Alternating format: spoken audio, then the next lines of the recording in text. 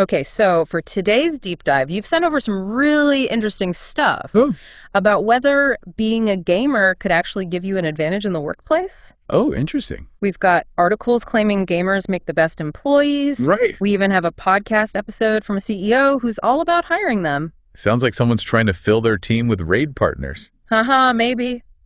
But seriously, you seem really curious about this, and I have to admit, I am too. Well, it's definitely a hot topic, right? For sure. And there's so much out there, it's hard to know what to believe. That's why we're here, right? To cut through the noise. Exactly. So we've got articles with titles like 23 Reasons Why Gamers Actually Make the Best Employees. Catchy. Right.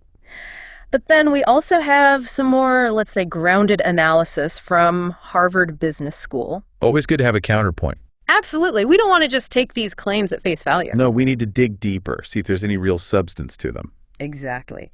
So let's start with The Gamer article, the one with the 23 reasons. Okay, hit me with their best shot. Well, they dive right into this whole list of skills that gamers supposedly hone.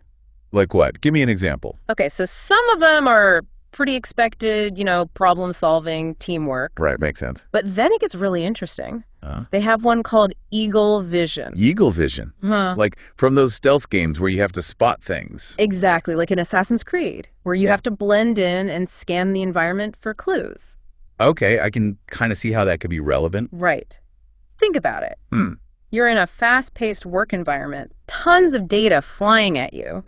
That ability to quickly assess a situation, pick out those crucial details, that could be huge. So it's like that heightened awareness, that ability to focus and filter information effectively. Exactly. And it's not just about spotting things visually, right?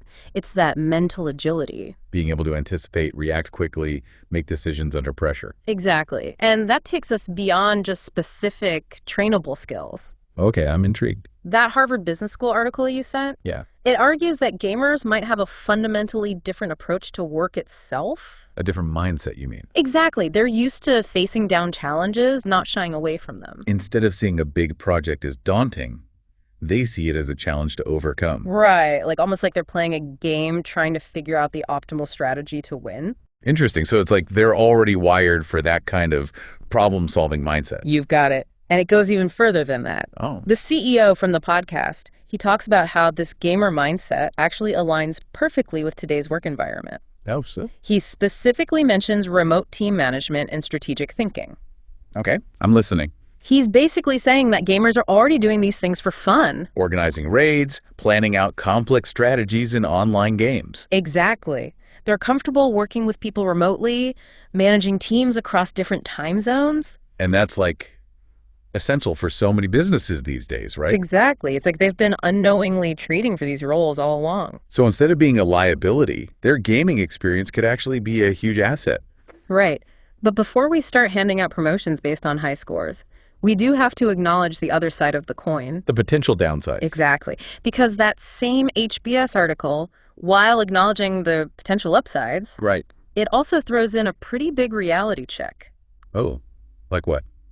They bring up this idea of the customer is always right mentality, which is huge in gaming. I see where you're going with this. Right, because in games, developers are constantly trying to cater to the player's experience. Make it as enjoyable and rewarding as possible. But in the workplace, it's not always about individual preferences. Right, it's about working together, sometimes putting the team's needs first. And that's where things could potentially clash. Because someone used to having that level of control might struggle to adapt to a more collaborative environment. Exactly. And that's just one potential pitfall we need to consider.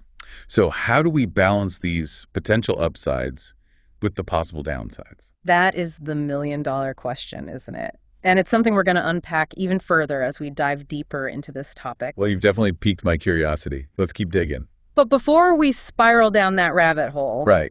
let's get back to those gamer strengths. Okay. Because that Thinking in Pixels article you sent. Yeah, the one about strategy games. Exactly. It makes a really compelling argument about how those games can be like a training ground for strategic thinking. Oh, absolutely. I mean, think about games like Civilization or those massive online strategy games. Right. You're not just reacting to what's happening right in front of you. No, you have to think 10 steps ahead.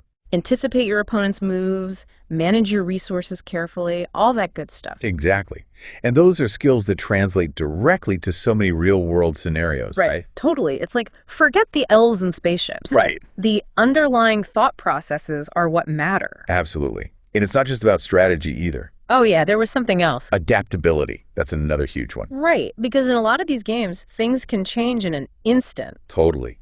You have to be able to think on your feet, adjust your strategy on the fly. And improvise with whatever you have at your disposal. Exactly. It's like a crash course in dealing with the unexpected, which, let's be honest... It's basically everyday life at this point? Pretty much. But, okay, I do want to address something. What's that? The elephant in the room. Which is? The gamer stereotype. Oh, you mean the whole, like, introverted, tech-obsessed loner thing? Exactly, because this CEO you've been listening to, he seems to think that's totally outdated. And he might have a point, right? I mean, think about how social gaming is these days. Oh, absolutely. Massively multiplayer games, esports. It's all about teamwork and communication. Exactly. You've got guilds, clans, raid groups, the whole 9 yards. And they often have their own hierarchies, their own rules, even their own economies. It's like a whole microcosm of society. And this CEO is basically saying that experience translates surprisingly well to the workplace. Because you're learning how to navigate a complex social environment. Working with people from all walks of life. Exactly. And often in high-pressure situations. So it's like they're getting this crash course in teamwork and leadership. And let's not forget the whole remote work aspect. Right. Gamers are often used to collaborating with people online. Across different time zones, using different communication tools. It's second nature to them. But, of course, we can't talk about online communities without addressing the downsides. The potential for, like, toxicity and harassment. Exactly. So how does that factor into all of this? That's where things get really complex. And it's something this CEO doesn't shy away from. Really? What does he say? He actually argues that experiencing that darker side of online gaming can be, well, kind of an advantage. Wait, really? How so? Well, he's not saying it's a good thing, obviously. Right. But he's saying that when you're part of any online community, especially in gaming, you're bound to encounter some, shall we say, difficult personalities. Just putting it mildly. Right. But his point is you learn to deal with it. You develop coping mechanisms, conflict resolution skills. Exactly. And you learn how to navigate those tricky social situations. Because let's face it, even the most amazing workplaces are still going to have their fair share of drama. Totally. So maybe, just maybe, having that experience in the online gaming world could actually make you better equipped to handle those same challenges in a professional setting. It's like they've already developed that thick skin. Exactly. And those conflict resolution skills that others might still be learning the hard way. Okay, that's actually a really interesting way to look at it. Right. So we've got all these potential upsides, but we can't forget those potential downsides. Right, like that customer is always right mentality. Which, in the real world, can definitely backfire. Because it's not always about individual preferences. It's about the team's success. Exactly. So how do we reconcile all of this? Are gamers secretly workplace superheroes or... Or are we getting ahead of ourselves? Exactly. And that's what we're going to unpack in our final segment. I'm on the edge of my seat. So are we saying, like, work should be more like a game? Well, not exactly. I mean, it's not about turning the office into some kind of arcade, right? Right, but... But it's about understanding what makes games so engaging in the first place. Okay, I'm listening. This CEO, the one for the podcast, he keeps coming back to this idea of intrinsic motivation. Intrinsic motivation. You know, that feeling of wanting to do something for its own sake, not just for reward. Okay, I think I get it. Like, think about those games that really suck you in, the ones you can lose hours to. Oh, yeah, I know those games. It's not just about racking up points or beating the final boss. Yeah. Right. It's that feeling of accomplishment, of constantly learning and growing. Like you're actually achieving something. Even if it's just in the game world. Exactly. And that's what we need to figure out how to translate to the workplace. So it's not about the what of work, it's about the how? You got it. Yeah. It's about creating an environment where people feel challenged, but also supported. Where they feel like they're part of something bigger than themselves. Exactly. And where they have the opportunity to develop their skills and grow. Okay, so maybe a little bit like leveling up your character, but in real life. Exactly. So going back to that meeting you're about to walk into. The one about unconventional hires. Yeah. What's the most important thing to remember when you're considering a gamer for a job? I think the biggest thing is to look beyond the stereotypes. Because not all gamers are created equal. Right. Exactly. Just like with any other group of people, There's so much diversity within the gaming community. So don't just dismiss someone because you see World of Warcraft on their resume. Right.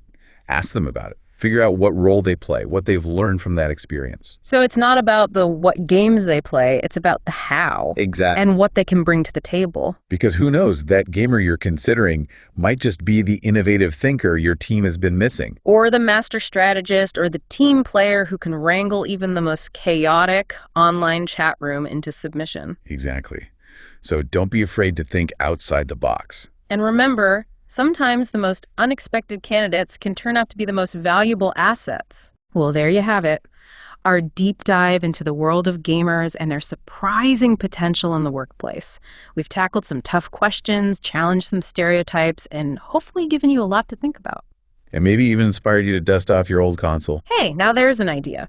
But seriously, the next time you encounter a gamer, remember, you might just be looking at a future leader, innovator, or problem solver extraordinaire. Thanks for joining us for another deep dive, and we'll catch you next time.